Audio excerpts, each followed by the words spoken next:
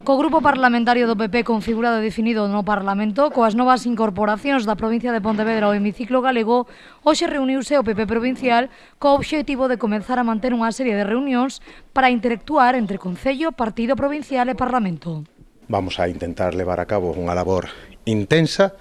Creemos que son moitos os problemas que acucian a provincia, son moitos os problemas que nos trasladan diariamente os concellos, e a vontade que temos os deputados, por suposto, é ser cercanos, estar pegados á realidade, aos cidadáns, e creemos que a mellor vía que temos para estar en contacto con eles, por suposto, son pois todos os representantes que temos en cada un dos concellos da provincia.